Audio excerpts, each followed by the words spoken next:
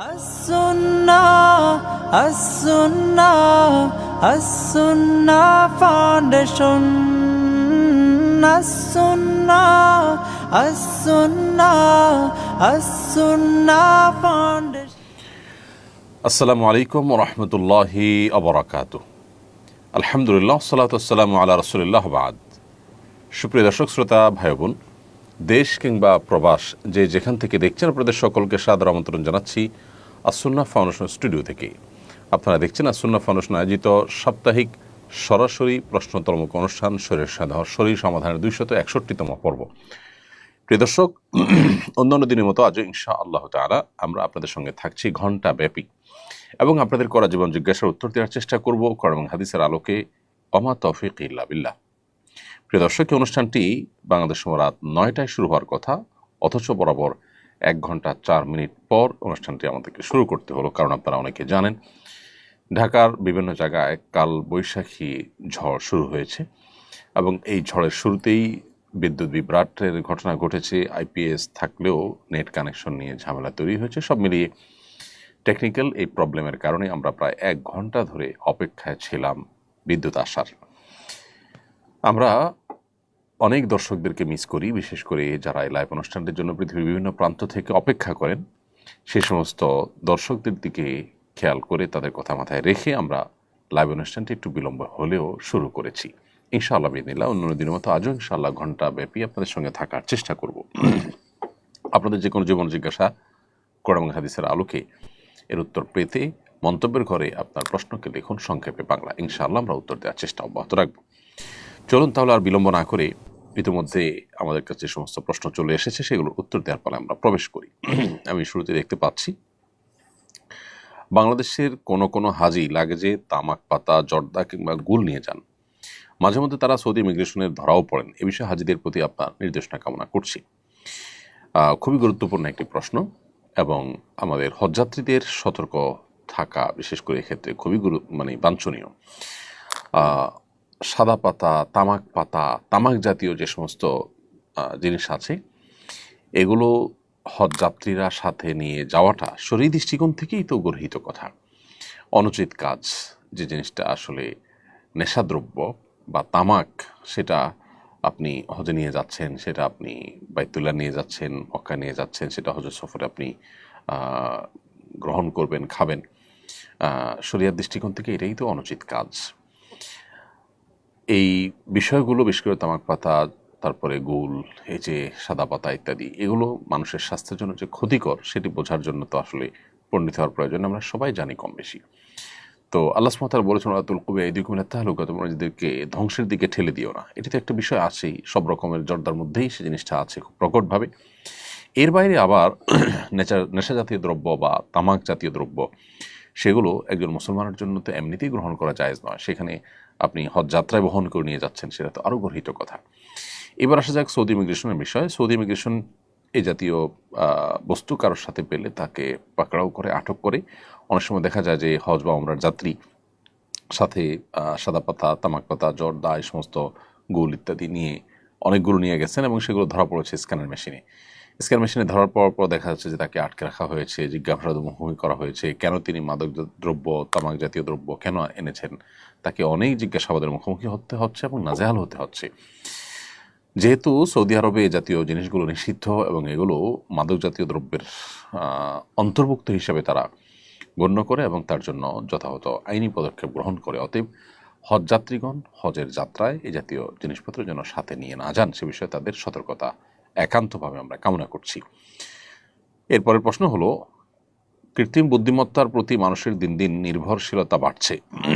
হঠাৎ কোনো মাসআলা জানতে হলে এআইকে জিজ্ঞাসা করে তার উপর নির্ভর করে আমল করা যাবে কিনা?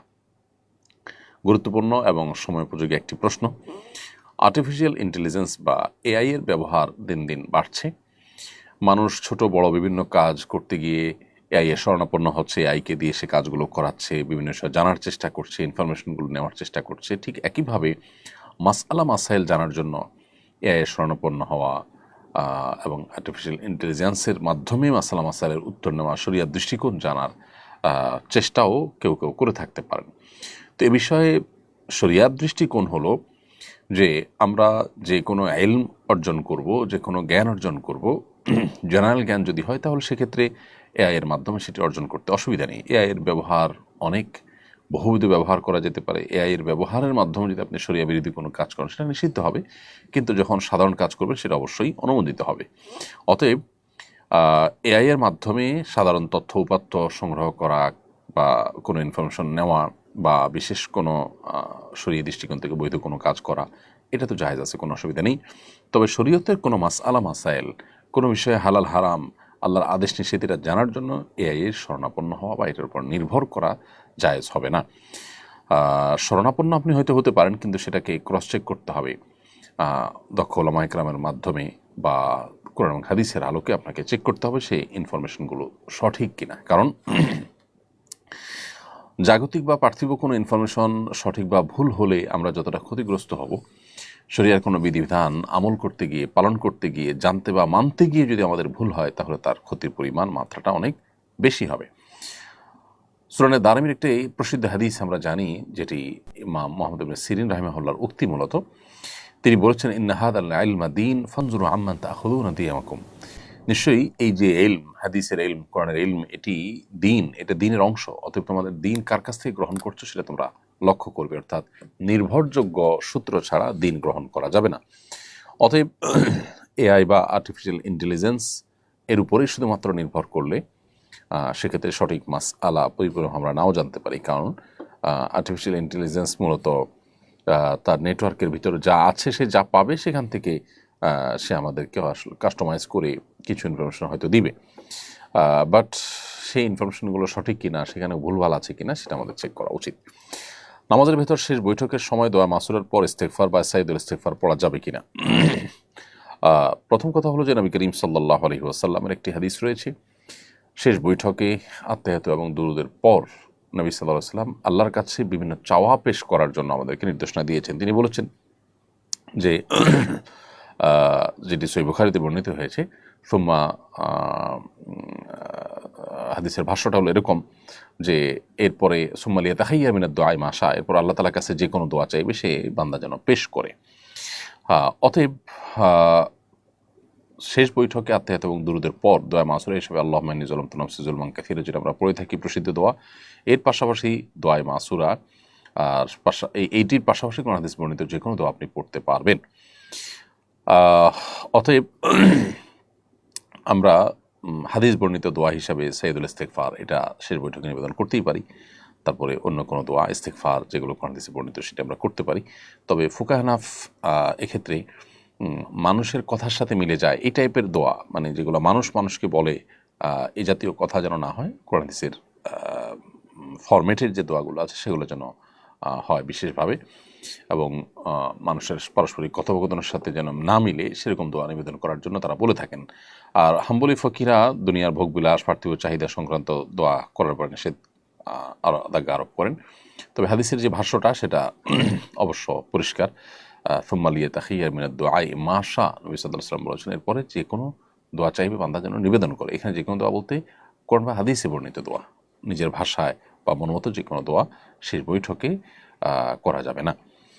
সম্প্রতি একটি মাদ্রাসার হিফজ বিভাগের একজন ছাত্রের মৃত্যু নিয়ে আলোচনা হচ্ছে। অনেকে মনে করছেন অত্যধিক প্রহারে তার মৃত্যু হয়েছে। মাদ্রাসাগুলোতে যে মাত্রাতিরিক্ত শাসন করা হয় এটা কি শরিয়া অনুমোদিত? মাদ্রাসা কর্তৃপক্ষ অভিভাবকদের উদ্দেশ্যে কিছু বলুন প্লিজ। প্রথম কথা হলো যে বাচ্চাদেরকে শরিয়ার সীমার মধ্যে থেকে শাসন করার অনুমতি রয়েছে। তবে 10 বছরের আগে যেখানে নামাজের জন্য শাসন করার ব্যাপারে নিষেধাজ্ঞা বা অনুমতি নাই, সেক্ষেত্রে অন্যান্য বিষয়ের জন্য তার আগে তাদেরকে শারীরিকভাবে প্রহার করা একেবারেই গর্হিত কথা। এরপরও যদি শাসন করতে হয়, সেই শাসনটা অবশ্য শরিয়ার সীমানার মধ্যে থাকতে হবে। এটা নির্যাতনের পর্যায়ে যদি চলে যায় সেটা অবশ্যই অপরাধ হিসেবে গণ্য হবে এবং গুনাহ হিসেবে বিবেচিত হবে। অতএব এরকম নির্দয় শাসন যদি কেউ করেন তিনি ওস্তাজ হন আর যে হন না কেন সেটা শাস্তিযোগ্য অপরাধ শরিয়ার দৃষ্টিকোণ থেকেই।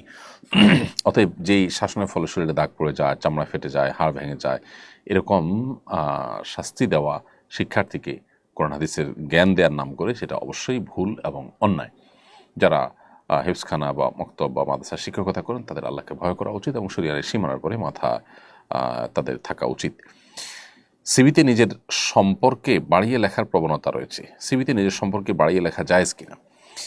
সিভিতে নিজের সম্পর্কে যদি কেউ বাড়িয়ে লেখেন, অতিরিক্ত লেখেন, তাহলে সেটা অবশ্যই সীমালঙ্ঘন এবং নাজায়েজ কাজ। কারণ আপনি যে কোনো ক্ষেত্রে বাড়াবাড়ি করবেন এবং সীমালঙ্ঘন করবেন, সেটা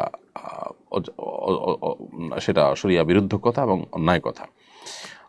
অবান্তর, মিথ্যা, এগুলো প্রতারণার অন্তর্ভুক্ত। নবী করিম সাল্লাল্লাহু আলাইহি ওয়াসাল্লাম বলেছেন, মান গাশশা ফালাইসা মিন্না, যে ব্যক্তি কাউকে ধোঁকা দেয়, প্রতারণা করে, সে আমার অন্তর্ভুক্ত নয়। অতএব সিভিতে আপনি অবাস্তব বা মিথ্যা কথা লিখতে পারেন না, এটা গুনাহ হবে। মহিমা জান্নাত বোন, আপনি লিখেছেন জাতীয় সঙ্গীত নিয়ে নানাজন নানান মত দিচ্ছে, এটা নিয়ে কিছু বলবেন? দেখুন, জাতীয় সঙ্গীতটা নিয়ে যত কথাই এ পর্যন্ত হয়েছে, এই কথা তো কেউই অস্বীকার করতে পারেন না যে আমাদের বর্তমানে যে জাতীয় সঙ্গীতটি আছে রবীন্দ্রনাথ ঠাকুরের লেখা। এই জাতীয় সঙ্গীত বহু আগে লেখা। এই জাতীয় সঙ্গীত যখন লেখা হয়েছে তখন বাংলাদেশের অস্তিত্ব ছিল না। বাংলাদেশের অস্তিত্বকে মাথায় রেখে জাতীয় সঙ্গীত লেখা হয়নি। এটি অবিভক্ত বাংলাকে উদ্দেশ্য করে বা মিন করে লেখা হয়েছে। অতএব এই জাতীয় সঙ্গীত বাংলাদেশের জাতীয় সঙ্গীত আসলে কিভাবে হয়? এর বাইরে এখানে দেশকে যে মা বলে সম্বোধন করা হয়েছে, এটা হিন্দুদের যে পূজনীয় দেবতাকে তারা মা বলে সম্বোধন করে, সেখান থেকে এসেছে। রবীন্দ্রনাথ নিজে তার বিশ্বাসের জায়গা থেকে সেটি লিখেছেন। আর সংখ্যাগরিষ্ঠ মুসলমানদের দেশে আসলে এই ধরনের কোনো গীত, এ ধরনের কোনো গান, সেটা জাতীয় সঙ্গীত হওয়া একেবারেই অনুচিত কাজ। সন্দেহাতীতভাবে আমি মনে করি যে এটা পরিবর্তন হওয়া উচিত। এটা পরিবর্তনের কথা বললেই যারা গেলে রব তোলেন, তাদের কাছে আমাদের বিনীত প্রশ্ন যে এটা কি কোরআন বা হাদিস? এটা কি কোনো ধর্মগ্রন্থ যেটার পরিবর্তন করা যাবে না? একটা রাষ্ট্রের সব কিছু যদি পরিবর্তন করা যায়, এটা কেন পরিবর্তন করা যাবে না? পৃথিবীর বহু দেশে জাতিসংগীত পরিবর্তন করা হয়েছে, এরকম বহু নজির রয়েছে। সেখানে এই জাতিসংগীত পরিবর্তন করতে আপত্তির জায়গাটা কোথায়? ঠিক ব্যক্তি রবীন্দ্রনাথ ঠাকুরকে নিয়ে অনেক আলাপ আলোচনা আছে। তিনি বাংলাদেশ রাষ্ট্র বা ঢাকা বিশ্ববিদ্যালয়গুলো সম্পর্কে তার বিরোধিতা ছিল। তার ক্যারেক্টারের ভালো বা মন্দের দিক থাকতে পারে, তার গুণগ্রাহী যেমন আছে, সমালোচক তেমন আছে, মানুষ হিসেবে থাকতে পারে, সেটা ভিন্ন আলাপ। কিন্তু তার এই সঙ্গীতটা বাংলাদেশের জাতীয় সঙ্গীত হওয়ার কোনো যৌক্তিকতা আদৌ থাকতে পারে কিনা? বাংলাদেশ রাষ্ট্র গঠন হওয়ার পর এ দেশকে ঘিরে বহু দেশাত্মবোধক গান লেখা হয়েছে, বহু গীত লেখা হয়েছে। সেগুলোর মধ্যে কোনো একটাকে জাতীয় সঙ্গীত হিসাবে নির্ধারণ করা বা নতুন করে লেখা, সেটা কোনো অসম্ভব বা কঠিন কোনো বিষয় নয়। বিধায় এই বিষয়টা আমি মনে করি যে ইতিবাচকভাবে দেখা দরকার। এরপরে প্রশ্ন করেছেন, একজন আলেমকে নিয়ে সোশ্যাল মিডিয়া আলোচনা হচ্ছে, তিনি স্ত্রীকে মারধর করেন, অনেকগুলো বিয়ে করেছেন, বিয়ে করেন আর তালাক দেন। এই অভিযোগ তার বিরুদ্ধে। বিয়ে আর তালাকের বিধানের এরূপ যথেচ্ছা ব্যবহার জায়েজ কিনা? দেখুন, এটা দুর্ভাগ্যজনক বাস্তবতা যে একজন আলিম, তার ব্যাপারে এ ধরনের অভিযোগ উঠেছে। অভিযোগ কতখানি সত্য, কতখানি মিথ্যা, সেটা অবশ্য তথ্য উপাত্ত প্রমাণ সাপেক্ষ বিষয়, এবং যথাযথ বিচারের মাধ্যমে হয়তো এটার প্রকৃত সত্য বেরিয়ে আসতে পারে। বাট এটা দুর্ভাগ্যজনক বাস্তবতা যে একজন আলেমকে নিয়ে এ ধরনের কথা উঠবে এবং সেটা নিয়ে বিশেষ করে গোটা আলেম সমাজের মান সম্মানে টানাটানি দেখা দিবে এবং আলেম সমাজের ইজ্জত নিয়ে টানাটানি দেখা দিবে। এটা অবশ্যই কাম্য নয়। এক্ষেত্রে আমি ব্যক্তিগতভাবে মনে করি যে তাদের উভয়ের, অর্থাৎ স্বামী স্ত্রী, তারা উভয়ে এটাকে ঘরোয়াভাবে এবং আলেমুল আমাদের উদ্যোগে মিটমাট করার চেষ্টা করা দরকার। সোশ্যাল মিডিয়া, সেখান থেকে মূল মিডিয়া এবং সেখান থেকে আদালত ইত্যাদিতে গড়াতে জিনিসটিকে দেওয়া উচিত নয়। এটা উভয়ের কর্তব্য। আমি মনে করি উভয় মিলে এটাকে সমাধান করার চেষ্টা আপ্রাণভাবে করা উচিত। যদি না করেন তাহলে সেক্ষেত্রে তারা যেমন ক্ষতিগ্রস্ত হবেন, ঠিক একইভাবে আলেম সমাজেরও এটি ক্ষতির কারণ হবে। অন্যায় যদি কেউ করেন, তিনি স্ত্রী হন কিংবা স্বামী হন, তিনি দিনদার হন কিংবা আলেম হন, অন্যায়কে আমরা অন্যায় বলতে হবে, কিন্তু অন্যায় সাব্যস্ত বা প্রমাণ হওয়া পর্যন্ত হয়তো আমরা অপেক্ষা করব। আমি আশা করব যে তারা উভয় দায়িত্বশীলতার পরিচয় দিবেন এবং সোশ্যাল মিডিয়ার বিপরীতে এটাকে শক্তিশালী কোনো উপায়ে প্রভাবশালী ব্যক্তিবর্গের মাধ্যমে বা যে কোনো উপায়ে তারা এটাকে মিটমাট করার চেষ্টা করবেন। তারা যদি দায়িত্বশীলতার পরিচয় দেন, সেটাই হবে আমাদের জন্য কল্যাণকর। মাই ড্রিম আইডি থেকে আপনি লিখেছেন, অজু করে এসে সন্তানকে দুধ খাওয়ালে কি অজু নষ্ট হবে কিনা? অজু দুধ পান করানোর কারণে নষ্ট হবে না, কারণ অজু ভঙ্গের বিষয়টি আমাদের শরীর থেকে অপবিত্র কোনো বিষয় বের হওয়ার সাথে সম্পৃক্ত। তো তো মা যখন সন্তানকে দুধ খাওয়ান তখন সেই দুধটা কোনো নাপাক কোনো বিষয় না, বিধায় এ দুধ শরীর থেকে নির্গত হলো, সন্তান পান করলো, তার ফলে মায়ের ওযু নষ্ট হওয়ার কোনো কারণ নেই। এরপর প্রশ্ন করেছেন জাফরিন্স মম কালেকশন আইডি থেকে। আপনি লিখেছেন শরীকে কোরবানি দিলে সবাইকে কি সমান টাকা দিতে হবে, কেউ কম বেশি দিতে পারবে? দেখুন, শরীকে যদি কোরবানি দেন তাহলে সেক্ষেত্রে আপনাকে যে কোনো একটা অংশ নিতে হবে, পূর্ণাঙ্গ একজনকে একটা অংশ নিতে হবে। কোনো এক ব্যক্তি যদি তিনি ভগ্নাংশ নেন, একটা অংশের অর্ধেক নেন, তাহলে কারোরই আসলে কোরবানি হবে না। কারণ হলো সেক্ষেত্রে এটা গোশত খাওয়ার একটা আয়োজন হতে পারে, গোশত বন্টন করার একটা ব্যাপার স্যাপার থাকতে পারে বা হতে পারে, কিন্তু কোরবানি হবে না।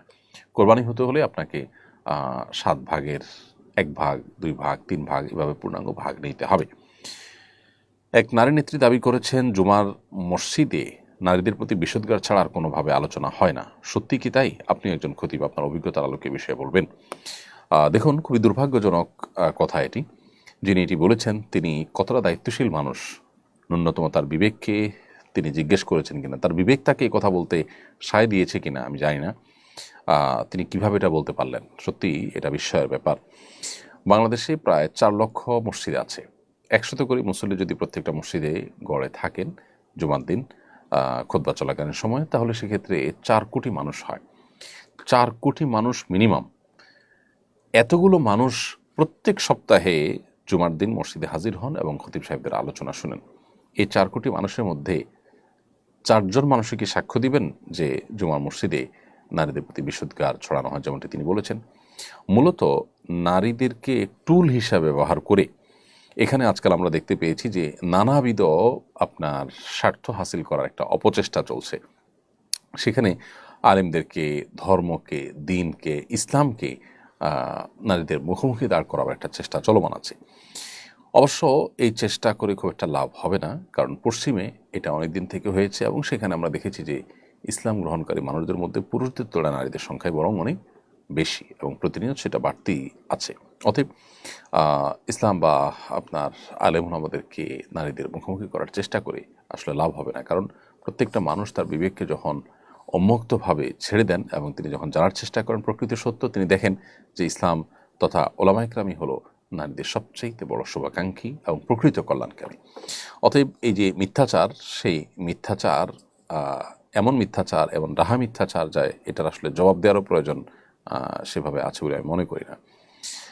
কারণ 4 কোটি মানুষ প্রতি সপ্তাহে যেখানে জুমার নামাজ পড়েন, মসজিদগুলো থেকে যৌতুকের বিরুদ্ধে আলোচনা হয়, নারীদের প্রতি নির্যাতনের বিরুদ্ধে আলোচনা হয়, তাদের শরীয়ত ইসলাম যে তাদের মর্যাদা দিয়েছে, তাদের অধিকার দিয়েছে, সেগুলো নিয়ে আলোচনা করা হয়। সেই মেম্বার সম্পর্কে এই ধরনের বিষোদ্গার, এটা সত্যি দুঃখজনক। জেহাদউদ্দিন আপনি লিখেছেন, বর্তমান সমাজের অনেক পরিবারের শাশুড়ি ও বউয়ের মাঝে কলহ লেগে থাকে, এ ধরনের সমস্যার সমাধানের উপায়টা কি? বেশিরভাগ পরিবারগুলোতেই দাম্পত্য কলহ মূলত বউ শাশুড়িকে ঘিরেই শুরু হয় এবং এটির ফলশ্রুতিতে কত ছেলে যে এ পর্যন্ত আত্মাহুতি দিতে হয়েছে বা তারা আত্মহত্যার পথ বেছে নিয়েছেন অনাকাঙ্ক্ষিতভাবে, অপ্রত্যাশিতভাবে, সেটা আসলে বলার অপেক্ষা রাখে না। তো বউ শাশুড়ির মাঝে যে কলহ, এই কলহ দূরের উপায়টা কি? এটা দূরের উপায় হলো, প্রত্যেকটা মানুষের দায়িত্ব আছে, তার কর্তব্য আছে এবং তার অধিকারের সীমারেখা আছে। এটার জানাশোনা বাড়াতে হবে, এটার আলাপচারিতা বাড়াতে হবে, সচেতনতা সৃষ্টি করতে হবে। আমাদের দেশে যারা মারা সন্তানকে অনেক বেশি ভালোবাসেন, সবার চেয়ে বেশি ভালোবাসেন সন্দেহাতীতভাবে, কিন্তু এই ভালোবাসার কারণে সন্তানকে অনেক সময় মা এমন বেশি আগলে রাখেন যেটা আসলে মা হিসাবে তার অধিকারের সীমা ছাড়িয়ে চলে যায়। যেমন বিয়ের পর ছেলে তার স্ত্রীকে নিয়ে সংসার যখন করা শুরু করে, অনেক মা চান যে প্রত্যেকটা বিষয়ে তার সাথে কথা বলা হবে, তিনি সব কিছু শুনবেন, বলবেন। এটা অনেক ক্ষেত্রেই বাড়াবাড়ি। মায়েদের এটা বোঝা উচিত। সন্তান যখন বড় হয় তখন তার নিজস্ব মতামত সৃষ্টি হয়। যখন তিনি বিয়ে করেন তখন তার সাথে তার স্ত্রীর মতামতে সে যুক্ত হয়। এখানে মা অবশ্যই তাকে গাইড করবেন, তাকে পরামর্শ দিবেন, মতামত দিবেন। মায়ের অবশ্যই চাওয়া থাকতে পারে, কিন্তু সেটার একটা সীমা রেখা থাকতে হবে। ধরুন, ছেলে উপার্জন করছে, ছেলে উপার্জন করার পর ছেলের উপার্জনকে কে নিয়ন্ত্রণ করবে? স্ত্রী চান তিনি নিয়ন্ত্রণ করবেন, মা চান তিনি নিয়ন্ত্রণ করবেন। আর শরিয়া চায় যিনি উপার্জন করছেন তিনি তার উপার্জনকে নিয়ন্ত্রণ করবেন, সন্দেহাতীতভাবে মায়ের প্রতি রেসপেক্ট থাকবে, মায়ের পরামর্শকে সর্বোচ্চ আমল নেওয়ার চেষ্টা করবেন, আর স্ত্রীর যা পাওনা প্রাপ্য আছে সেগুলো দিবেন, এবং তিনিও কোনো যৌক্তিক পরামর্শ দৃষ্টিকে আমল নেওয়ার চেষ্টা করবেন। কিন্তু দিন শেষে সিদ্ধান্ত নেওয়ার ক্ষমতা ইসলাম দিয়েছে যিনি উপার্জন করেছেন তাকে। এখন মা যদি মনে করেন যে ছেলে আমার উপার্জন করে সব আমার কাছে দিবে, আমি যা খুশি তা বউকে দেব বা দেব না, অনেক প্রবাসীরা আছেন তাদের উপার্জনের সমস্ত টাকা বাবা মা আশা করেন যে আমাদের কাছে দিয়ে দিবে, আমরা আমাদের মতো কিছুটাকে নিয়ন্ত্রণ করব। এগুলো সবগুলোই কিন্তু বাড়াবাড়ি, এবং বাবা মা হিসাবে তাদের যতটুকু অধিকার আছে তার সীমা ছাড়িয়ে চলে যাওয়া। সন্তানের প্রতি বাবা মা যদি জুলুম করেন তাহলে সেক্ষেত্রে আল্লাহর কাছে কিন্তু জবাবদিহিতার মুখোমুখি হতে হবে, সে বাবা মার কিন্তু বিচার হবে। অতএব এই মাত্রা জ্ঞানটা আমাদের মধ্যে খুবই কম, এবং এর কারণেই কিন্তু কলহগুলো বেশিরভাগ ক্ষেত্রে হয়ে থাকে। অতএব মা হোক বাবা হোক, তাদের যে অধিকার সেটা অবশ্যই সবার চাইতে বেশি, আল্লাহর পরে আল্লাহ রসুলের পরে সবচেয়ে বেশি অধিকার তাদের, সন্দেহ নেই। কিন্তু সেই সাথে সেটার একটা সীমা আছে, শরীয়ত একটা সীমানা দিয়েছে, সো সেই সীমাটা আমাদেরকে মেনটেন করে চলতে হবে। একই কথা স্ত্রীর ক্ষেত্রে প্রযোজ্য। আপনার স্বামী উপার্জন করে আনছেন, এখন কি করবেন না করবেন, কাকে দিবেন না দিবেন সব আপনি দেখবেন না, এটা একেবারেই অযৌক্তিক কাজ। আপনার প্রাপ্য অধিকারটা পাচ্ছেন কিনা, আপনার ভরণ পোষণ যথাযথভাবে পাচ্ছেন কিনা, মাও দেখবেন যে মারটা পাচ্ছেন কিনা। যদি নিজেরটা পান, এরপরে বাকি টাকাটা যিনি উপার্জন করছেন তার একান্ত আপনার স্বাধীন ইচ্ছা ব্যবহার করে তিনি যা খুশি করবেন, কিন্তু আপনি সেখানে শুধুমাত্র পরামর্শ দিবেন, ইনপুট দিবেন এবং দোয়া করবেন। স্ত্রীগণ যারা আছেন যদি মনে করেন যে স্বামী ভুল পথে আছেন, তাহলে সেক্ষেত্রে আল্লাহর কাছে চোখের পানি ফেলে দোয়া করেন। আল্লাহ তো সব কিছু করতে পারেন, আপনি আপনার চেষ্টা করেন, কিন্তু এটা নিয়ে ঝগড়াঝাটি করে বাড়াবাড়ি করে মনোমালিন্য তৈরি করলে তা কারোর জন্য কল্যাণকর হয় না। অতএব এই যে আমাদের যার যার পাওনার সীমারেখা, এটা আমাদের বোঝা উচিত, এবং সেই সাথে দুনিয়া দিন শেষে এখানে আমাদের চাওয়াগুলো সব পূরণ হয়ে যাবে, আমি যা চাইবো সব আমার মন মতোই হতে হবে, না হলে আমি ডিপ্রেসড হয়ে যাব, আমি অনেক বেশি অস্থির হয়ে যাব। এটা একেবারেই একজন ইমানদারের সাথে যায় না। বিধায় আমাদের সহনশীল হতে হবে, ধৈর্যশীল হতে হবে, তাহলে ইনশাআল্লাহ এই পারিবারিক কলহগুলো কমবে। এমনি বোরহানুদ্দিন বোরহান লিখেছেন, কিভাবে নিজের ধৈর্য বাড়াতে পারবো। ধৈর্য বাড়ানোর জন্য ধৈর্যশীলদের সংস্রব এটা বেশ উপকারী। যাদেরকে দেখবেন যে অনেক সহনশীল, অনেক ধৈর্যশীল, অনেক চিন্তাশীল, সে মানুষগুলোর সাথে যত বেশি আপনার উঠা বসা হবে, যত বেশি আপনার আসা যাওয়া হবে, তত বেশি ইনশাআল্লাহ বিদিনিল্লাহ আপনি তাদের দ্বারা বেনিফিটেড হবেন। সেই সাথে আল্লাহ রাব্বুল আলামিনের কাছে আপনি দোয়া করবেন, যেমন আল্লাহ তাআলা কোরআনে কারিমে দোয়া শিক্ষা দিয়েছেন আমাদেরকে। আল্লাহ তাআলার কাছে সবর এবং ধৈর্যের জন্য আমরা কামনা করি।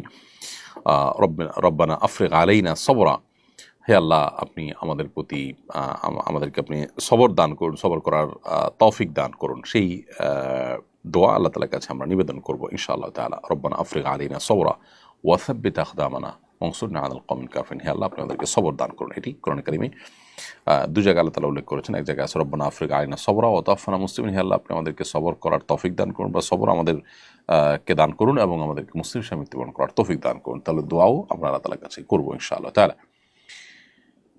এরপরে প্রশ্ন হলো, মৈত্রী যাত্রা নামে নারীবাদীদের একটি অনুষ্ঠান হয়েছে, অনুষ্ঠানের আগে এর সপক্ষে তারা ব্যাপক প্রচারণা চালিয়েছেন, তাদের পেজে নানা ধরনের ফটোকার্ড প্রচার হয়েছে, এবং অনুষ্ঠানেও নানা ধরনের ফেস্টুন এবং নানা ধরনের লেখাজোখা প্রচার হতে দেখা গেছে। সেগুলোতে যে সমস্ত বক্তব্য রয়েছে তা হলো, সম্পত্তিতে নারীর সমান অধিকার নিশ্চিত করো, নারীর শত্রু ধর্মীয় মূল্যবাদ, ট্রান্স নারীরাও নারী, পাহাড় থেকে সেনা প্রত্যাহার করো, তারপর আমরা সবাই বেশ্যা চাই আমাদের হিস্সা, এই জাতীয় কথা লেখা ছিল। এ ব্যাপারে আপনার মন্তব্য কামনা করছি। দেখুন, মৈত্রী যাত্রা নামে যে অনুষ্ঠান হয়েছে আমরা খুব নিবিড়ভাবে পর্যবেক্ষণ করে দেখেছি, এখানে আসলে নারীদের অধিকারের চাইতে এখানে যারা নারী নন, যারা ফেক নারী, তাদেরকে রিপ্রেজেন্ট করার চেষ্টা হয়েছে বেশ জোরালোভাবে এবং বেশ প্রকটভাবে। একজন নারী তিনি একজন পুরুষের সাথে ঘেঁষাঘেঁষি করবেন না, কোনো নারী সেটা চান না। এখন একজন আপাদমস্তক পুরুষ তিনি মনে মনে নারী, এই তথাকথিত মনে মনে নারী তিনি যখন নারীদের মধ্যে ঢুকে পড়বেন অথচ আদৌ তিনি পুরুষ, তখন সেটা নারীদের জন্য বিব্রতকর। অতএব এখানে যে সমস্ত নারীরা আসছে তারা যদি জানতেন যে তাদের মধ্যে এরকম ঢলাঢলি মাখামাখি করেছে এমন অনেক মানুষ যারা আসলে পুরুষ, তারা নারীর বেশ ধারণ করেছে মাত্র, সন্দেহাতীতভাবে তারা এখানে এটা জানলে আসতেন না, এবং এটা শুনলে তারা অবশ্যই ক্ষুব্ধ হবেন। তাহলে তাদের সাথে এটা এক ধরনের প্রতারণা হলো। দ্বিতীয়ত, নারীদের অধিকারের নাম করে নারীদের জন্য যে মানুষের ভালোবাসা আছে, সিম্প্যাথি আছে, এক ধরনের পুরুষরা সেটা নেওয়ার যে আপনার প্রচেষ্টা, যেটাকে ট্রান্সজেন্ডার বলা হয়, সেটার মাধ্যমে সেটা এখানে হয়েছে অনেকখানি। অতএব এটাকে আসলে নারীদের অনুষ্ঠান না বলে এটাকে সমকামিতা প্রতিষ্ঠা এবং সমকামিতা সমাজে স্টাবলিশড করার যে আন্দোলন, সেটা বললে মনে হয় ভুল হবে না।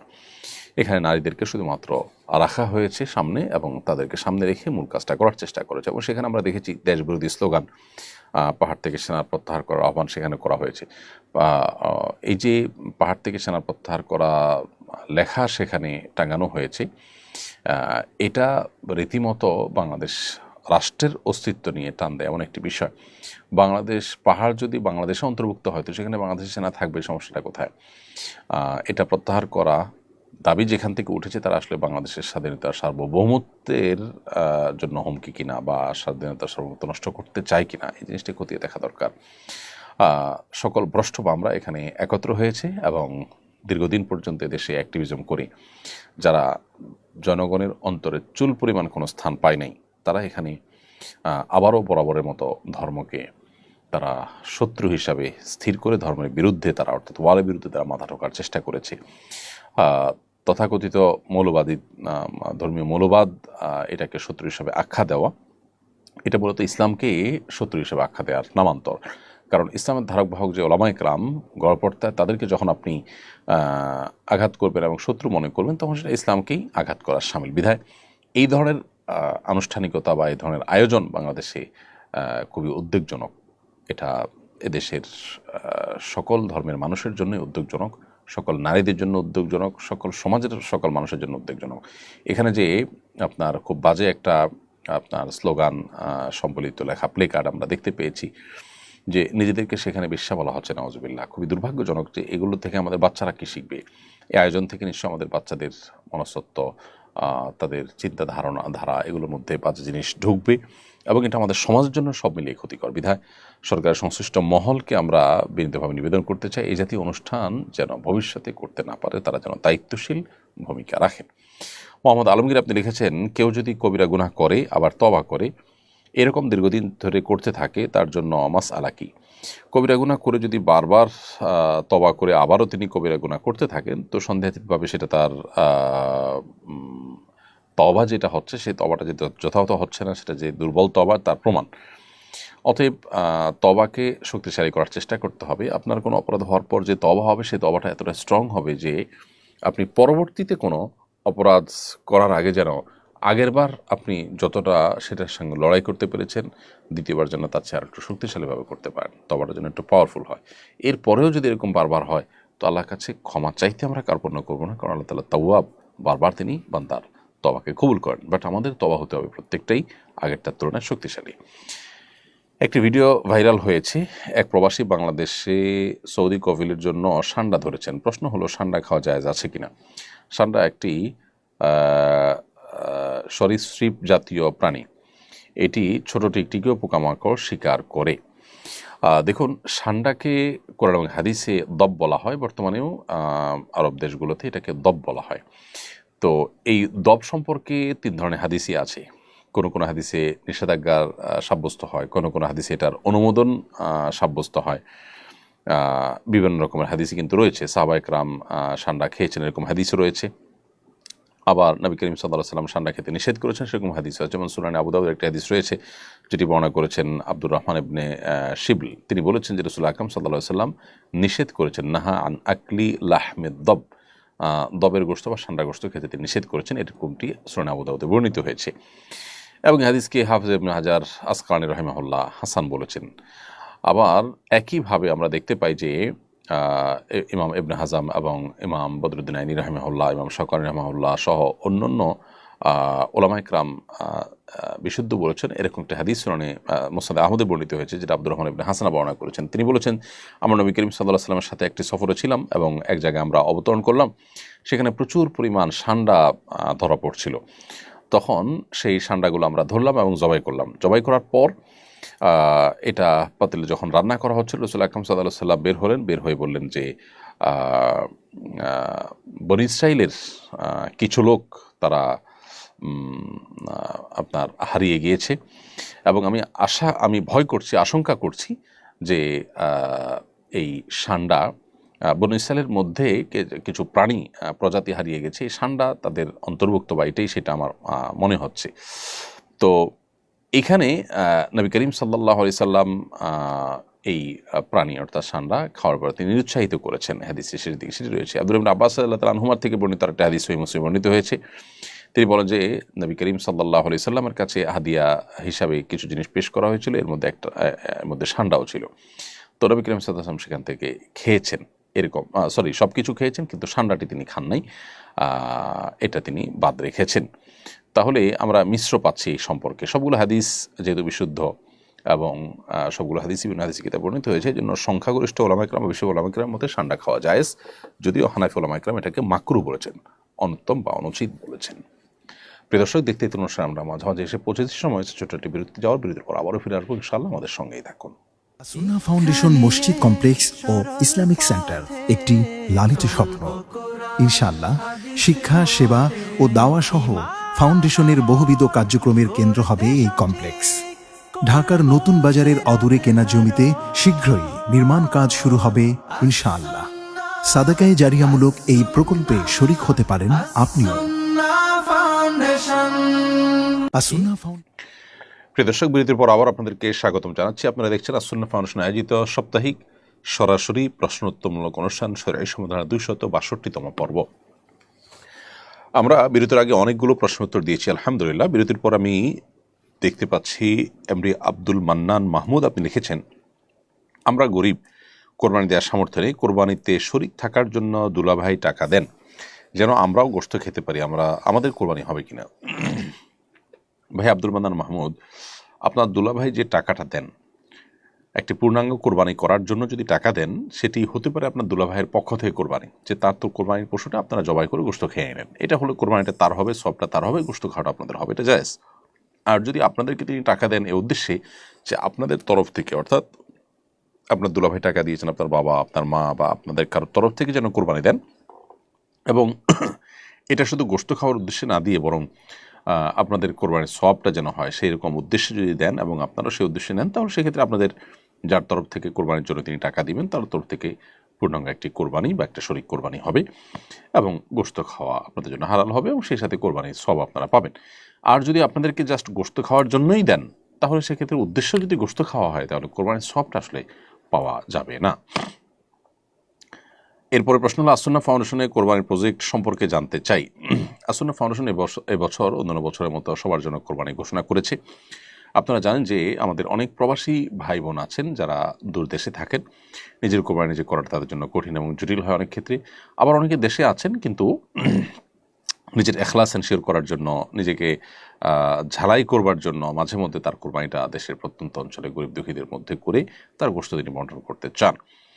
তো এই রকম ব্যক্তিদের বা অনেকের হয়তো দেশেই আছেন কিন্তু কোরবানিটা হয়তো তার অন্য কোথাও কেউ করে দিতে পারলে তার জন্য সহজ হয়, ভালো হয়। তো এই সমস্ত ব্যক্তিদের জন্য আমরা আসুন্নাহ ফাউন্ডেশন থেকে প্রতি বছর কোরবানির ব্যবস্থা করে থাকি এবং এখানে আমরা যেটি করি যে আমাদেরকে যারা কোরবানি করার দায়িত্ব দেন তাদের তরফ থেকে আমরা কোরবানি করি। আর শরিয়ার দৃষ্টিকোণ থেকে কোরবানি এমন একটি ইবাদত যে ইবাদত একজন আরেকজনের তরফ থেকে প্রতিনিধি হিসাবে করতে পারে। আপনি যদি কাউকে একটা গরু বা ছাগল কেনার টাকা দিয়ে বলেন তুমি এটা কিনে আমার পক্ষ থেকে জবাই করে কোরবানির ঈদের দিন এটার গোশত তুমি বন্টন করিও বা নিজে নিও, তাহলে সেটা জায়েজ আছে, এই প্রতিনিধিত্ব এখানে চলে।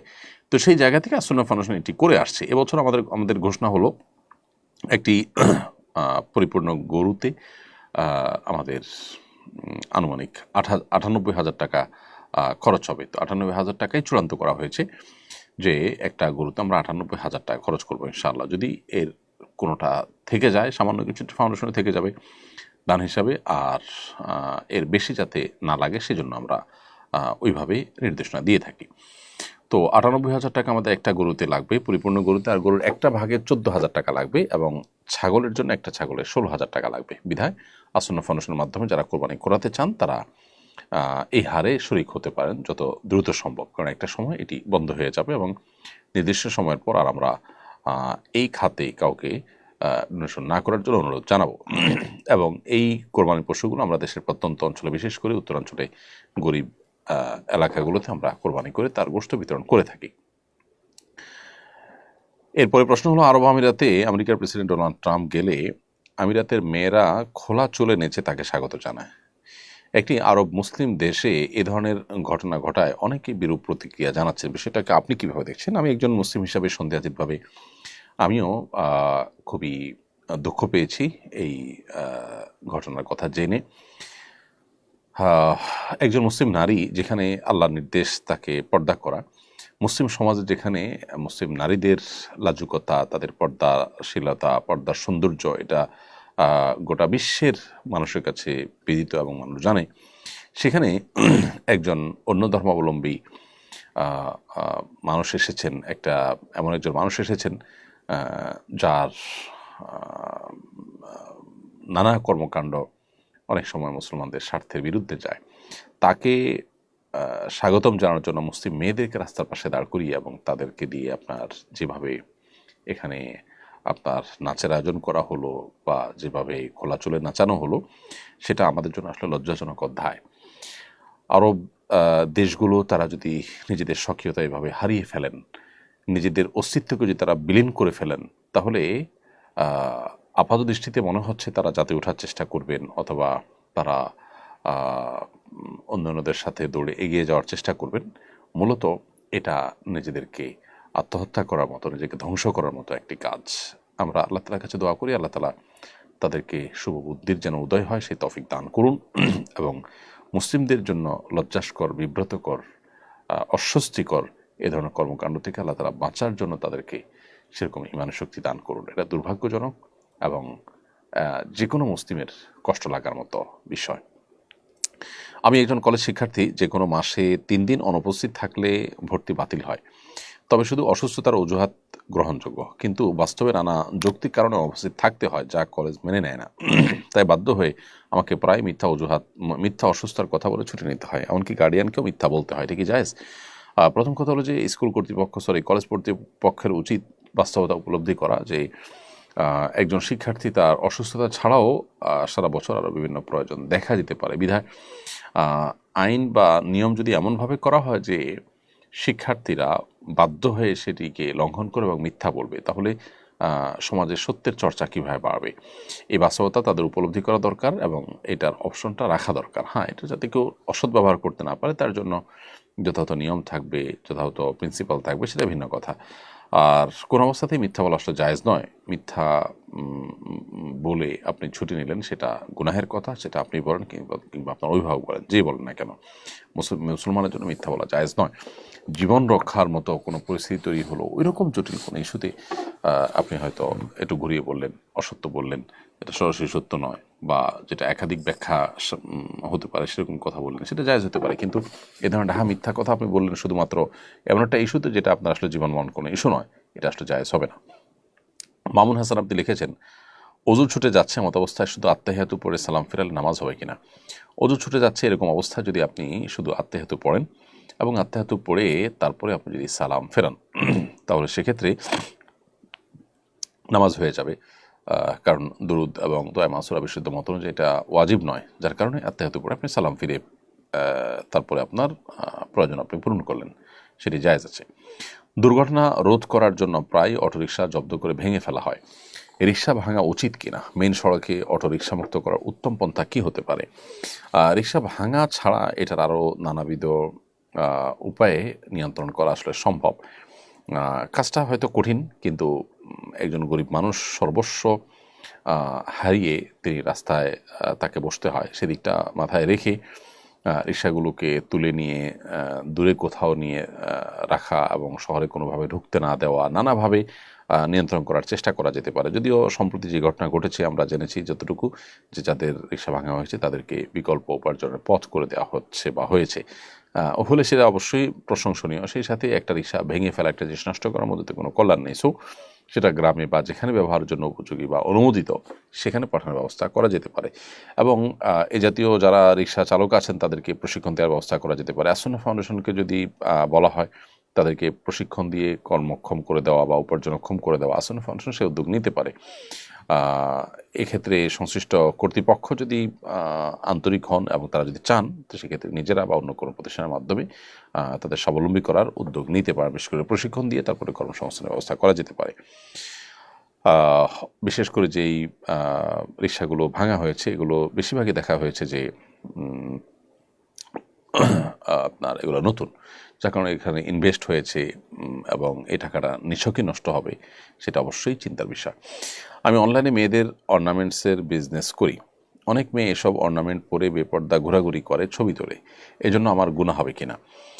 দেখুন, অনলাইনে অর্নামেন্টসের বিজনেস করেন আর যেটাই করেন এটা মৌলিকভাবে তো নাজায়েজ কিছু না, কিন্তু আপনার অর্নামেন্ট পরে কেউ বেপর্দা হয়ে ঘোরাঘুরি করলো, এর দায় আপনার উপরে আসবে মনে করার কোনো কারণ নেই। কারণ এটা ব্যক্তির অপরাধ।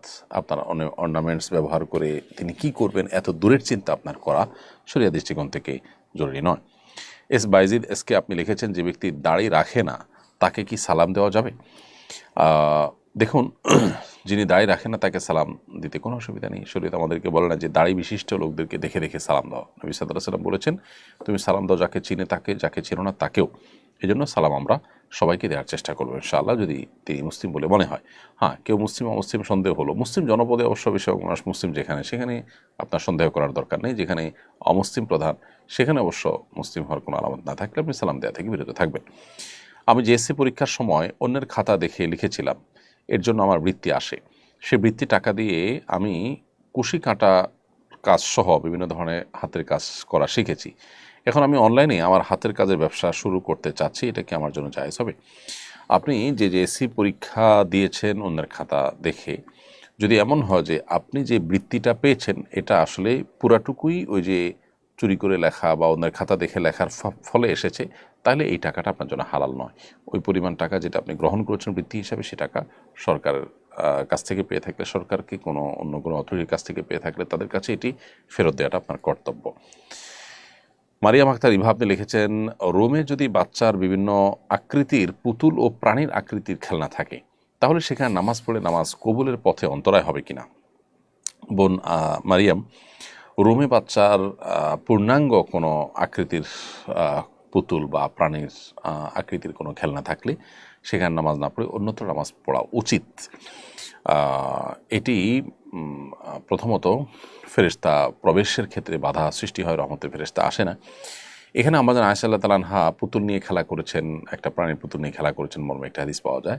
সেই হাদিসের ব্যাখ্যা অবশ্য উলামায়ে কেরাম বলেছেন যে এখানে প্রাণীর অবয়বটা হয়তো ছিল, পূর্ণাঙ্গভাবে একটা প্রাণীর চোখ মুখ কান যেরকম থাকে ওইরকম হয়তো ছিল না।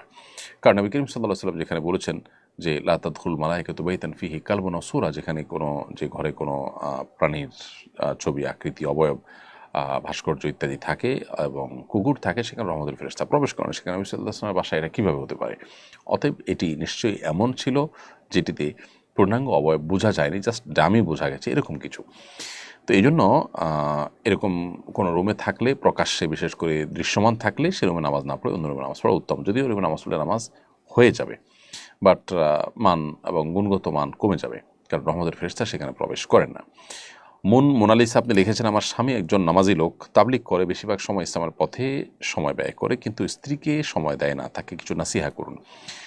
দেখুন, আমাদের অনেক ভাইদের মধ্যে এই রোগ দেখা দিয়েছে আজকাল, যে আমরা পরিবারকে পর্যাপ্ত সময় দেই না, অথচ আমরা দিনের কাজ করি, দিন প্রচারের কাজ করি, অন্যান্য ভালো কাজ করি। ভালো কাজগুলো তো ভালো সন্দেহভাবে, কিন্তু এই যে পরিবারকে সময় না দেওয়া, স্ত্রীকে সময় না দেওয়া, এটা কোনো অবস্থাতে ভালো কোনো বিষয় নয়। বিধায় এই বিষয়টাতে আমাদের সর্বোচ্চ দায়িত্বশীলতার পরিচয় দিতে হবে এবং আল্লাহকে ভয় করে চলতে হবে। একজন মানুষ তিনি যদি দিন বুঝে থাকেন, তাহলে সেক্ষেত্রে পরিবারকে সময় দেওয়ার গুরুত্ব তার বোঝা উচিত। আমাদের প্রিয় নবী সাল্লাল্লাহু আলাইহি ওয়াসাল্লাম পরিবারকে কী পরিমাণ সময় দিতেন আমরা তার জীবনের দিকে তাকালে দেখতে পাই, যে তিনি সাধারণ অবস্থাতে তার নির্ধারিত দিনের কাজ শেষে পরিবারের কাছে ফিরে যেতেন, পরিবারের সাথে তাদের ঘরোয়া কাজে সামিল হতেন এবং হাতের কাজগুলো নিজে নিজে করতেন, পরিবারকে হেল্প করতেন তাদের কাজে। আবার তিনি সফরে যখন যেতেন তাদেরকে সাথে নিয়ে তাহলে কী পরিমাণ সময় তাদেরকে দিয়েছেন। আমরা আজকাল ঘরে থাকলেও মোবাইল ইত্যাদিতে ব্যস্ত থাকি, পরিবারকে সময় দেই না, আর বাহিরে অনেক সময় অনেক ব্যস্ত সময় পার করি, পরিবারের খোঁজখবর নেওয়ার সুযোগ পাই না, এটা অনুচিত একেবারেই। নবী করিম সাল্লাল্লাহু আলাইহি ওয়াসাল্লাম বলেছেন, খায়রুকুম লিআহলিহি ওয়া আনা খায়রুকুম লিআহলি, তোমাদের ভিতরে সবচেয়ে ভালো মানুষ সে যে তার পরিবার, তার স্ত্রীর কাছে ভালো, এবং তোমাদের মধ্যে স্ত্রীর কাছে আমি সবচেয়ে ভালো, এটা তিনি বলেছেন তার সম্পর্কে। অতএব নিজের স্ত্রীর কাছে আপনি ভালো মানুষ হিসাবে উপস্থাপন করার জন্য, তাকে সন্তুষ্ট করার জন্য বৈধ সকল উপায় আপনার অবলম্বন করা উচিত। বিশেষ করে তার হক আদায় করার ব্যাপারে আপনার যত্নশীল থাকা উচিত।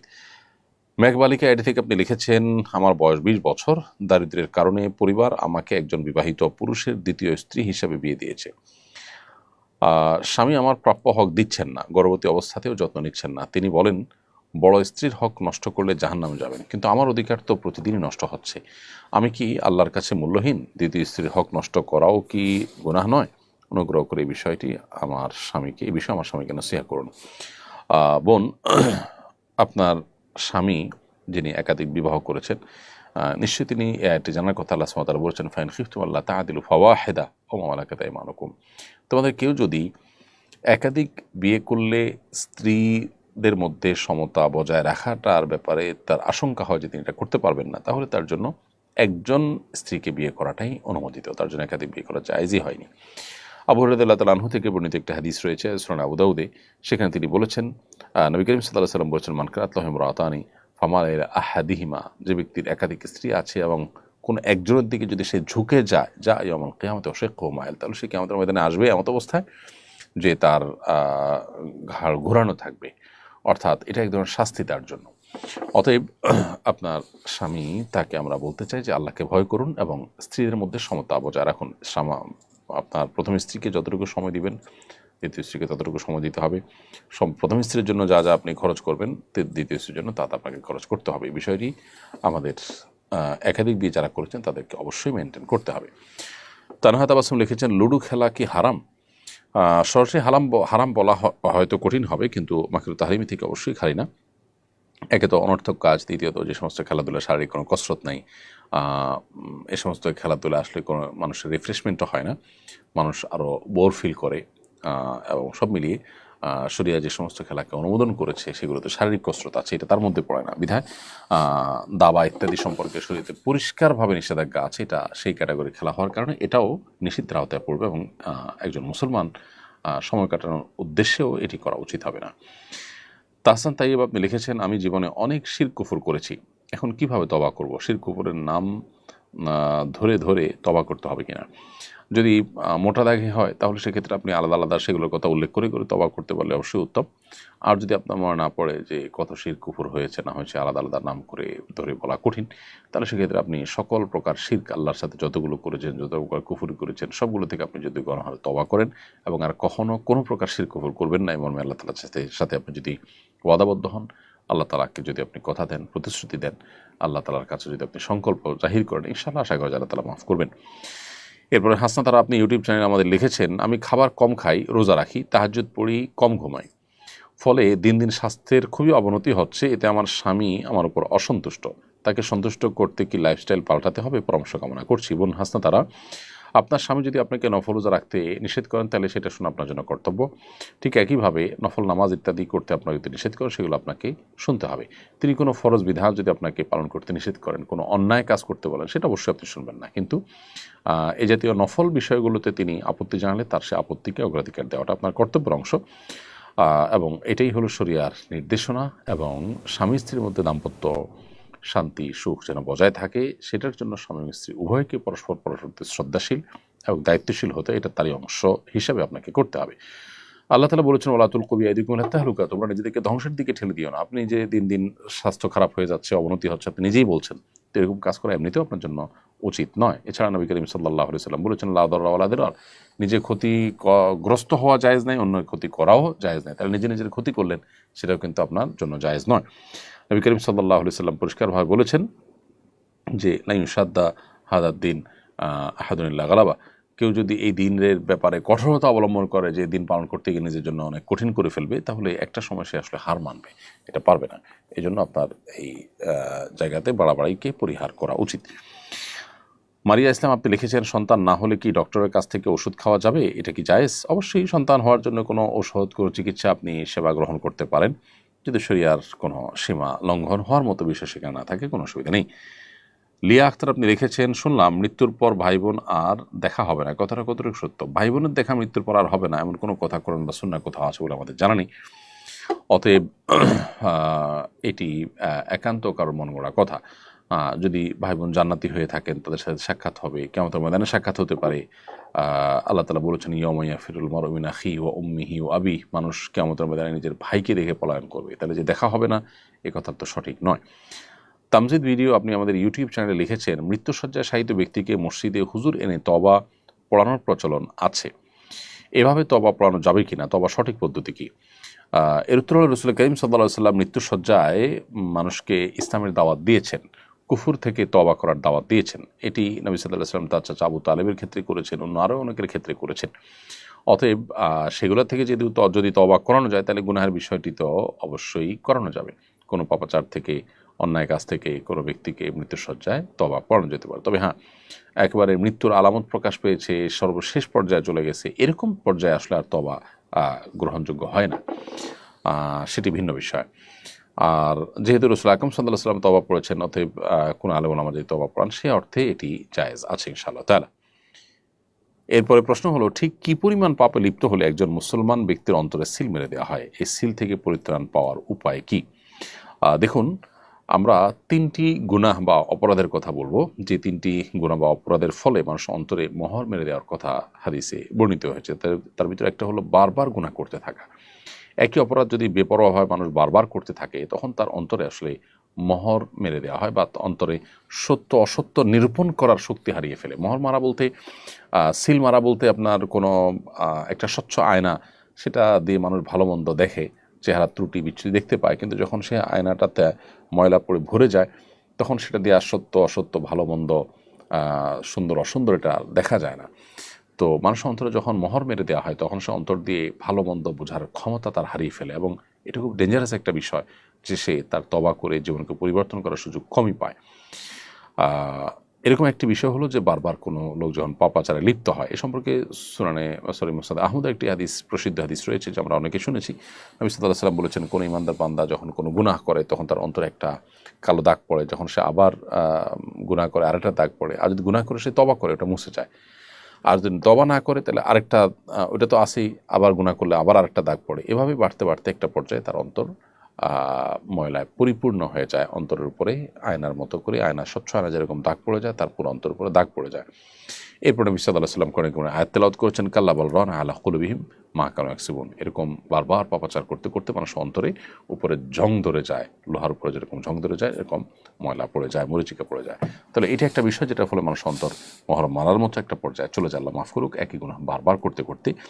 দ্বিতীয়ত, লাগাতার 3 সপ্তাহ বেশি জুমার নামাজ তরক করলে তাদের অন্তরে মোহর মেরে দেওয়া হয়। এ সম্পর্কে সুনান আবু দাউদে হাদিস বর্ণিত হয়েছে, নবী করিম সাল্লাল্লাহু আলাইহি ওয়াসাল্লাম বলেছেন যে মান তারাকা সালাসা জুমাইন তাহাউনান, যে ব্যক্তি অলসতা বশত 3 জুমা পরিহার করলো, ত্যাগ করলো, পড়লো না, তবে আল্লাহ আলা কলবে, তার অন্তরে আল্লাহ তাআলা মোহর মেরে দেন। যারা দূর দেশে প্রবাসে আছেন, যত কষ্টই হোক জুমার নামাজ তাদের পড়া উচিত। এভাবে মাসকে মাস আপনি জুমা তরক করলেন, এটা খুবই ভয়াবহ একটি বিষয়। আর সর্বশেষ যেটি, সেটা হলো যে কুফরি কাজ করলে, কারণ আল্লাহ তাআলা কোরআনে কারিমে বলেছেন, বলতবা আল্লাহু আলাইহা বিকুফরিহিম, কুফরির কারণে অনেকের অন্তরকে আল্লাহ তাআলা মোহর মেরে দেন। অতএব আল্লাহর কুফরি হয়, আল্লাহর প্রতি অস্বীকৃতি হয়, অস্বীকার করা হয় আল্লাহর কোনো বিষয়কে, সেরকম গুনাহ থেকে আমরা বেঁচে থাকার চেষ্টা করবো। আল্লাহ তাআলা আমাদের অন্তরগুলোকে সবসময় হক এবং সত্যকে গ্রহণ করার জন্য উপযোগিতা দান করুন। এরপর দিয়া আহমেদ লিখেছেন, স্বামীর সাথে থাকা অবস্থায় স্ত্রীর যদি জাকাত পরিমাণ সম্পদ থাকে তাহলে কি স্ত্রীকে নিজস্ব অর্থে কোরবানি দিতে হবে? স্বামীর সাথে আছেন স্ত্রী হিসাবে, আপনার আলাদা সম্পদ আছে, সেক্ষেত্রে ফোকায়ে হানাফের মধ্যে আপনি আলাদা কোরবানি দিবেন, যেহেতু আপনি সামর্থ্যবান প্রাপ্তবয়স্ক একজন মানুষ। মোহাম্মদ বাবলু মিয়া আপনি লিখেছেন, হিংসা কিভাবে ছেড়ে দিব? যার ভেতরে বিন্দু পরিমাণ হিংসা রয়েছে সে তো জান্নাতে প্রবেশ করতে পারবে না, সুতরাং হিংসা কিভাবে ছাড়া যায়? ভাই বাবলু মিয়া, হিংসা ছাড়ার জন্য, যার প্রতি হিংসা হয় তার জন্য আপনি দোয়া করবেন, দেখবেন আপনার হিংসা কমে যাবে। আবার আল্লাহ রাব্বুল কাছে পানা চাইবেন, আল্লাহ যেন অন্তরকে সকল অন্তরের যে ব্যাধি আছে সেগুলো থেকে হেফাজত করেন, ইনশাআল্লাহ আল্লাহ তাআলা আপনাকে মুক্তি দান করবেন। আয়েশা সিদ্দিকা লিখেছেন, ডাক্তারের সিরিয়াল তাড়াতাড়ি পাওয়ার জন্য কারো সুপারিশ নেওয়া যাবে কিনা? সিরিয়াল যখন করা হয় ফোনে বা আপনার অন্য কোনো উপায়ে যখন সিরিয়াল করা হয়, সেই সিরিয়ালকে আপনি সুপারিশের মাধ্যমে যদি আগায় আনেন, তাতে যদি অন্য কারোর অধিকার নষ্ট না হয় সেটা ঠিক আছে। কিন্তু ধরুন এক জায়গায় বসা আছে, সিরিয়াল ধরে অনেকক্ষণ ধরে মানুষ অপেক্ষা করছে, আপনি কোনো একটা মাধ্যমে শর্টকাট ওয়েতে চলে গেলেন, তাহলে অবশ্যই যারা দাঁড়িয়ে আছে তাদের হক নষ্ট করেছেন, এটা জায়েজ নয়। এক্ষেত্রে ডাক্তার সাহেব নিজে যদি আপনাকে কোনো ছাড় দেন বা রেসপেক্ট করেন, সেটাকে সাধারণত রোগীরা ভিন্ন চোখে দেখেন না, সেটা ভিন্ন বিষয়। মোহাম্মদ তাহিদ লিখেছেন, নামাজরত অবস্থা যদি কোনো নেগেটিভ চিন্তা ভাবনা আসে তাহলে নামাজ ছুটে যাবে কিনা। নেগেটিভ চিন্তা ভাবনা আসলে নামাজ ছুটে যাবে না, তবে আল্লাহর অস্তিত্ব সম্পর্কে বাজে চিন্তা যদি আসে, সাথে সাথে সেটা আপনি ডাইভার্ট করে ভালো চিন্তায় রূপান্তর করার বা তবা করার বা অন্য দিকে নিয়ে যাওয়ার চেষ্টা করবেন, কিন্তু এর ফলে নামাজ নষ্ট হবে না। আর ইচ্ছাকৃতভাবে এরকম চিন্তা যদি আপনি করেন, সেটা গুনাহের কথা, কিন্তু সাথে নামাজ নষ্ট হওয়ার সম্পর্ক নেই। জেসমিন নাহার আপনি লিখেছেন, কারো যদি নেশাব পরিমাণ সম্পদ না থাকে তবুও সারা বছর তিল তিল করে জমিয়ে কোরবানি দেওয়া যাবে কিনা।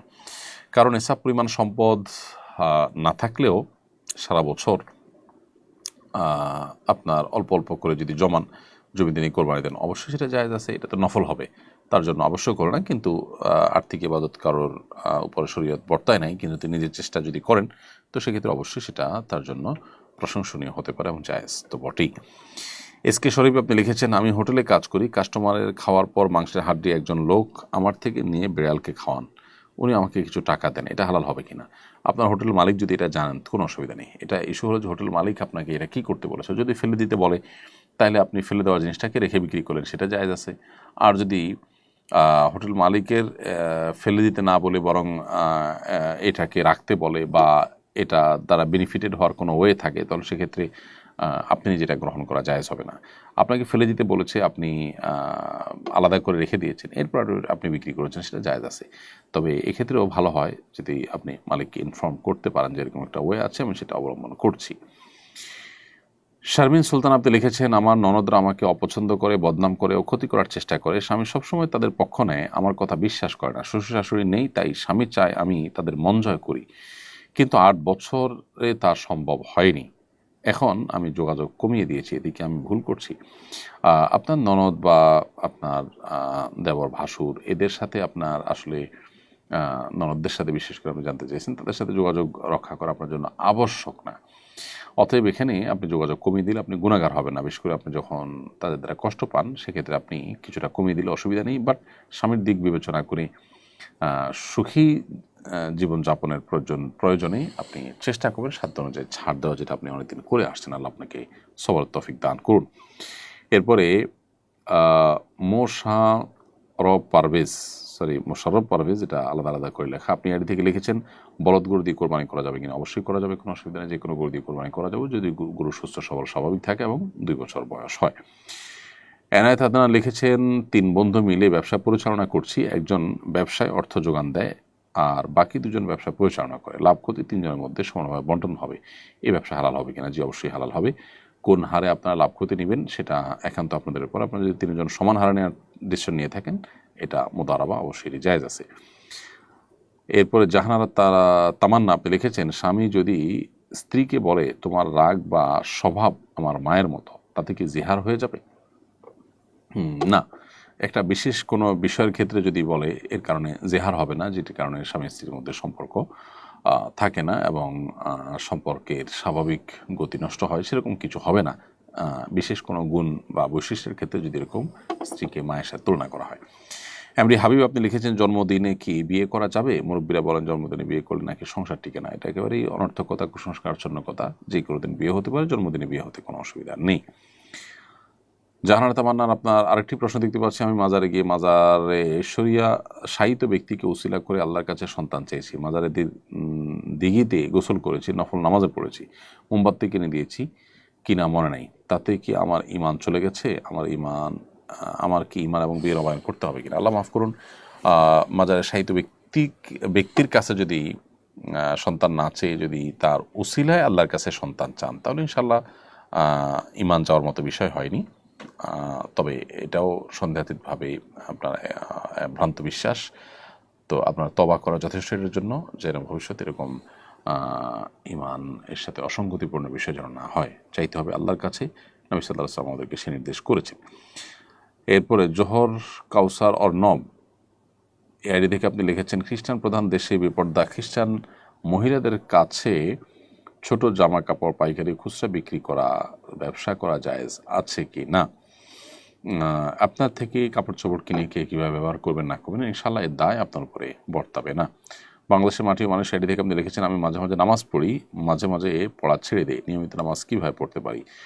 নামাজের গুরুত্ব সম্পর্কে আপনি পড়াশোনা করেন, জানাশোনা করেন, বিভিন্ন আলোচনা শোনেন ওলামা ইকরামের, এবং নামাজি ব্যক্তিদের সান্নিধ্য এবং সেরকম পরিবেশের মধ্যে নিজেকে নিয়ে যান, ইনশাআল্লাহ আপনার জন্য নামাজ পড়া সহজ হবে। মোহাম্মদ সাব্বির সরকার লিখেছেন, কোরবানি কার জন্য ওয়াজিব, সন্তানের টাকায় বাবা কোরবানি দিতে পারবে কিনা? কোরবানি তার জন্য ওয়াজিব যার কোরবানি দিনগুলোতে জাকাত আবশ্যক হওয়ার মতো সম্পদ থাকে। আনুমানিক ৮০ থেকে ৮৫,০০০ টাকা হইলেই এখন ৫২ ভরি রূপা কেনা যায়। এই পরিমাণ টাকা কেনা, রূপা কেনার মতো টাকা থাকলেই তার উপরে কোরবানি আবশ্যক হবে দিনগুলোতে। আর সন্তান যদি বাবাকে কোরবানি করার জন্য টাকা দেয়, পশু কিনে দেয়, তো অবশ্যই বাবার তরফ থেকে সেটি করতে পারে। এরপরে সুহাইবা তাবাসসুম লিখেছেন, অনলাইনে বুস্ট করে পণ্য বিক্রি করা কি জায়েজ আছে? অবশ্যই সেটি জায়েজ আছে, এটি নাজায়েজ কাজ নয়। নাইম নূর আপনি লিখেছেন, আমি মক্কায় কাজ করি, এহরামের কাপড় ছাড়া নিচে তওয়াফ করা যায় না, তাই আমি উমরা না করে এহরামের কাপড় পরে তওয়াফ করে, এটা করা যাবে কিনা? অনুচিত। তওয়াফ তো হয়ে যাবে, বড় কোনো গুনাহ হয়তো হবে না, কিন্তু এক ধরনের প্রতারণা যেহেতু আছে জন্য এটা অ্যাভয়েড করা উচিত। ইমানদার প্রতারণা করতে পারে না। এমডি জিহাদ সরকার লিখেছেন, শিকদার লিখেছেন, বাবরি চুল নিয়ে কিছু বলবেন? বাবরি রাখার কি নির্দিষ্ট কোনো বয়স আছে? কোনো বয়স নাই, বাবরি চুল রাখতে পারেন আপনি। তবে সাধারণত প্রাপ্তবয়স্ক হওয়ার পরেই মানুষ বাবরি চুল রাখে, এবং যদি অপ্রাপ্তবয়স্ক বিশেষ করে শ্বশ্রুবিহীন অবস্থায় বাবরি চুল রাখলে সেটি যদি কোনো কারণে ফিতনার আশঙ্কা হয়, তাহলে সেটা অ্যাভয়েড করা দরকার। অবশ্য শরীয়ত আমাদেরকে কোনো বয়স ঠিক করে দেন যে এই বয়সের আগে রাখা যাবে না বা এই বয়সের পরেই রাখতে হবে, এমন কোনো বাধ্যবাধকতা শরীয়ত আমাদেরকে দিয়ে দেয়নি। প্রিয় দর্শক, দেখতে দেখতে আমরা অনুষ্ঠানের একেবারে শেষ প্রান্তে চলে এসেছি, সময় এসেছে বিদায় নেওয়ার। আজকে আমরা ১ ঘন্টা বিলম্বে লাইভটি করার জন্য আবার দুঃখ প্রকাশ করছি। আজ পর্যন্ত আল্লাহ তাআলা আমাদেরকে ভালো রাখলে, সুস্থ রাখলে, নিরাপদ রাখলে, ইনশাআল্লাহ আগামী লাইভে দেখা হবে। সেই দোয়া রব্বে কারীমের কাছে ব্যক্ত করছি, আল্লাহ যেন আমাদেরকে তৌফিক দান করেন আগামী সপ্তাহে নিরাপদে এই লাইভ অনুষ্ঠানে উপস্থিত থাকার, সেটি আল্লাহর কাছে চেয়ে আমরা শেষ করছি। জাযাকুমুল্লাহ খাইর। আসসালামু আলাইকুম ওয়া রাহমাতুল্লাহি ওয়া বারাকাতুহু। আস-সুন্নাহ ফাউন্ডেশন, উম্মার স্বার্থে সুন্নাহর সাথে।